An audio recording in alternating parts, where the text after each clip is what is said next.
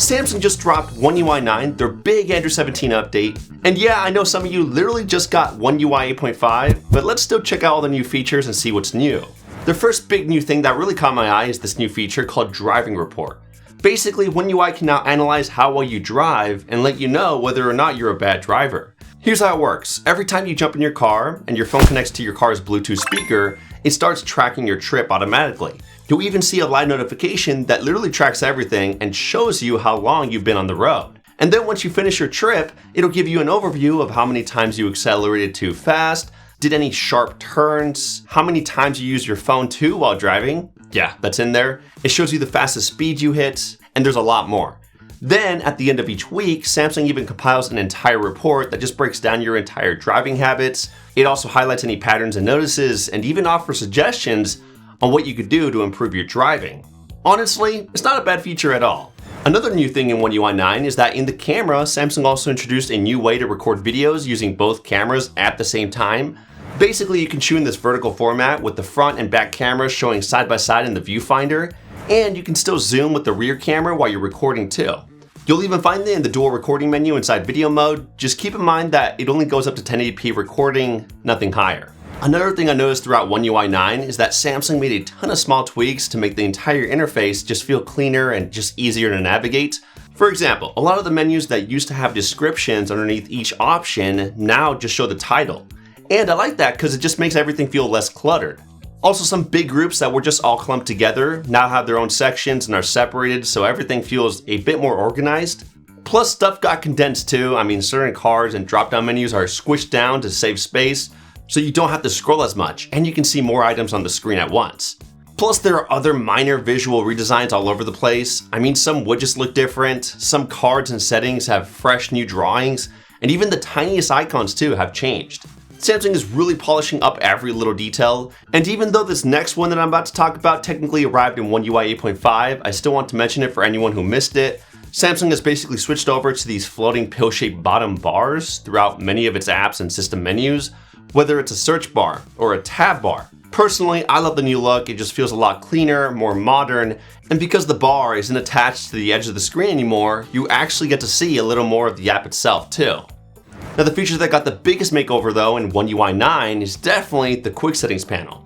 First off, the music player looks a lot different now. Samsung updated the icons, rearranged a few of the text and certain elements, and the big eye catcher is this new colorful waveform animation that just pops up whenever you start playing music. It just looks really nice, especially inside the now bar on the lock screen. And as for the rest of the quick settings panel, things are a lot more customizable too. For example, the brightness and volume sliders are just much thicker and finally have their own dedicated space, meaning that before the brightness slider had the dark mode toggle attached to it, and the volume slider had the sound profile stuck to it too. But now they're completely separate, just to give you that extra bit of customization. You can also resize pretty much everything too, however you want, including the sliders, and even the music player can be resized in a bunch of different ways as well. Oh, and by the way, even though this also came in One UI 8.5, this next one, I just want to appreciate just how awesome it is to add a new quick settings tile now with this new menu. To be fair, it has a lot of resemblance to iOS, but hey, it's still a really nice direction since just finding certain tiles, especially within apps, is just a lot easier now. From there, when it comes to browsing the internet, Samsung's browser now has an even better AI feature that lets you ask anything about the page that you're currently on. So if you have questions about an article you're reading, you can just ask the AI directly. Before, it would only allow you to have 3 buttons, which are summarize, translate, or read highlights, and you still have those, but now it's a lot more powerful with that extra text field.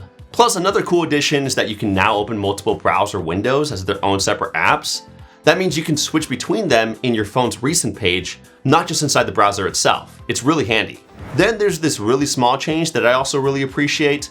Basically, if you bring up the power menu and then you back out of it, the phone will immediately lock itself. And to go back into your phone, you can't even use your biometrics either. You'll have to re-enter your passcode or your pattern. And if you try to restart your phone too or power it off, you'll also have to type in your password. It's just a nice extra layer of security. In the settings, there's also a new menu that's supposed to show you all the apps that you installed outside the Play Store or Galaxy Store from an unknown source or just any unknown source. Personally though, my menu is completely empty, even though my phone is filled with a bunch of sideloaded apps from random sources.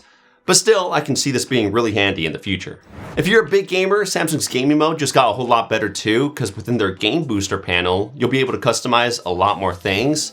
You'll be able to change the resolution and several other performance-related options. It's not a massive headline feature, but it's definitely a welcome addition for anyone who spends a lot of time gaming on their phone. Phone calls are also getting a lot better and more secure in One UI. Now, even though this next one also got released in 8.5, I do want to mention it just in case that you didn't know about it. But basically, your Galaxy will do a much better job of detecting scammers.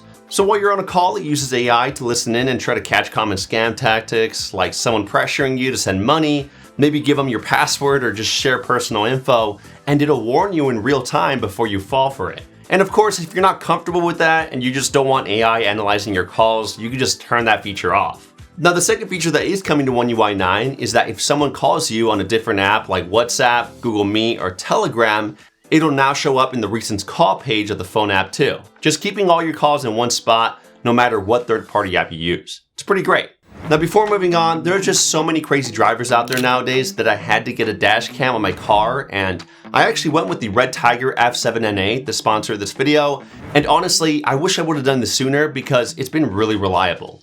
It comes with two cameras, a front one that has a touchscreen display and records in 4K at 30 FPS with a Sony IMX678 sensor, and a rear camera that captures 1080p video at 25 FPS. Both of them give me super clean and detailed footage, letting me actually see license plates from far away, unlike most generic dash cams, as you can see in this comparison.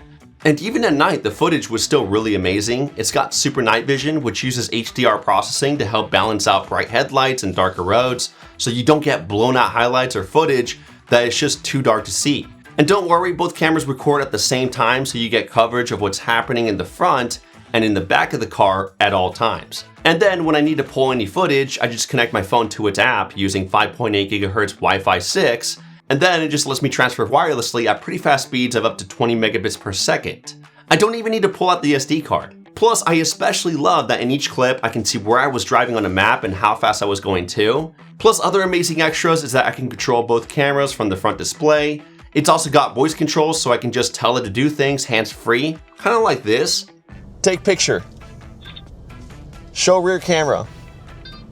And I don't even have to worry about the cameras overheating too, because they use a supercapacitor instead of a traditional battery. And for those curious, it even operates smoothly from negative 20 degrees Celsius to 70 degrees Celsius.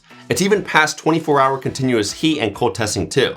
So if you've been wanting a solid dash cam just in case something happens on the road, definitely check out the Redtiger F7NA using the top link in the description. Redtiger is even celebrating their 6th anniversary, so they're offering 15% off with this coupon code that you can see on the screen right here that you can use at checkout, and it only lasts up until June 21st, so don't wait. Back to One UI 9, Samsung also introduced a new way to block any app on your phone from accessing the internet, but it's really hidden. So here's how you do it. You just go into the settings, and then you search for Intelligent Wi-Fi. From there, you can tap on Intelligent Wi-Fi multiple times, and then a hidden menu will appear called Connectivity Labs. In there, you'll find a bunch of new Wi-Fi network options, but the new one in One UI 9 is called Network Restrictions. You can tap that, and in there you can block any app from using the internet.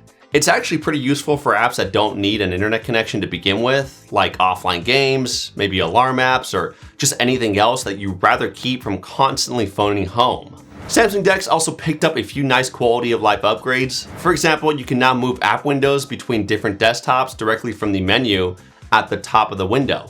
It just makes multitasking way easier. They also added desktop previews to the recent screen, so you can just jump between your desktops with one tap instead of hunting around for the right one.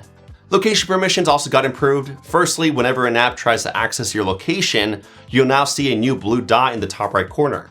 If you pull down the notification shade and tap it, you'll be able to see exactly which apps are using your location and even close them right then and there. It's basically the same privacy indicator system that Android already uses for the camera and the microphone. Then another improvement with the location is that the permission menu itself also got a better and more squared off look. I think it looks really nice, and technically both of these are actually Android 17 features rather than Samsung exclusive features, so they'll likely show up on other Android phones too. And by the way, I actually made an entire video covering all of Android 17's new features, so if you're interested in that after watching this video, I'll leave it linked in the YouTube cards. And as usual with every update, the accessibility menu brings a few new things. In One UI 9, there's a new feature called Text Spotlight that lets you tap on any text anywhere on the screen and it'll instantly enlarge it in a separate window, making it just a lot easier to read. Samsung also added more accessibility shortcuts for physical keyboards, including the ability to control your mouse cursor using the number pad, and you'll be able to adjust the cursor speed and acceleration too. And from there's also a new accessibility feature called Select to Speak, which just lets you select text or even images and have your phone read them out loud and describe them too. It took until today for everything on Android to be completely rolled out. One UI 9 also updated a ton of Samsung apps with new features and redesigns. Some changes are bigger than others too, but they're all welcome. In the Modes and Routines app, the routines inside the Discover page now have descriptions of what each one actually does. So you're not just guessing anymore, trying to figure out what each routine does. Then the My Files app also got a bit of a visual refresh as well. I mean, the icons at the top are organized much better now, and several of the icons throughout the app have also been redesigned.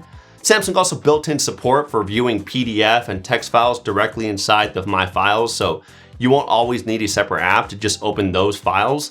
And then for search, it also got a lot smarter too, so you can search inside files as well. So let's say you're searching for something like dog. It'll bring up files that have dog in the name, or it'll also bring up PDFs or pictures that have the word dog inside of them as well. The Samsung Notes app also got a few minor upgrades. For example, there's a new editing tool that lets you add tape over any of your notes, kind of like whiting out whatever you just wrote. I mean, you can customize it too with different patterns. You can adjust the size, thickness, and more, but keep in mind that it only works with the S Pen. Plus, Samsung also updated the widgets inside the Notes app, so if you're using one of the list style widgets, you'll now see a new button that lets you quickly create a new note without opening the app first. In the Weather app, there are a few new things. For instance, the health card has been condensed to take up less space, and then some visual elements got redesigned too, like the wind and pressure cards. And there you have it, One UI 9 so far. Now just keep in mind that we're still in the first few beta stages of this update, so there will most likely be more features coming soon, and some of the ones I discussed in this video could also change or go away. Plus, I was really surprised by how well the update felt to use. It was pretty stable, and performance-wise, it was really great on my Galaxy S26 Ultra. I never really ran into any crazy bugs too, but that's not to say that you might not run into issues as well if you try to use it. But still, if you want to try it out for yourself, here are the list of devices that currently support it. And if you see your phone on there, you can just head into the Samsung Members app, and then you can scroll all the way down to the bottom where you can see a beta program card to enroll, or it could also be at the top of the banner as well. That way you could receive the update. Anyway, if you want to learn about all the new upcoming features coming to Android 17 as a whole, check out this video right here, or tap this one to see some awesome tech gadgets that I actually recommend buying, especially with Amazon Prime Day right around the corner. If you enjoyed this video, make sure to drop a thumbs up, and I'll catch you guys in the next one. Kapow!